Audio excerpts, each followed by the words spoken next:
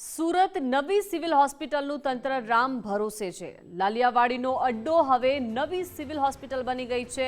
Fracture છતાં દર્દીને ચાલવા માટે સ્ટાફ મજબૂર કરી રહ્યો છે।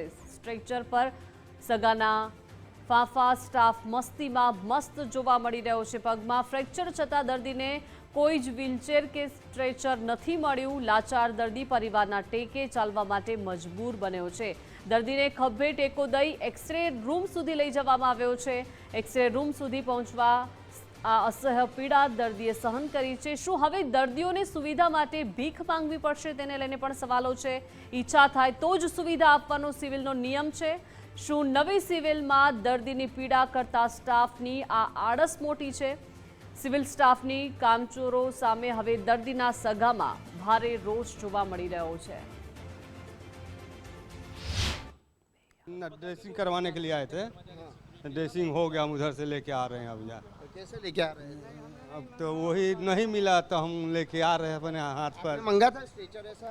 न देखे ढूंढ ढांड के नहीं मिला हमको तो हम लेके आ गए इनको।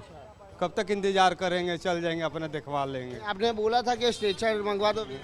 ना हम ढूंढे उनसे खो कह रहे थे तो बोले कि देखिए ना इधर होगा तो कहीं ले लीजिए। तो नहीं मिला हमको, चले आए। हम नए बंदा आए यहाँ के।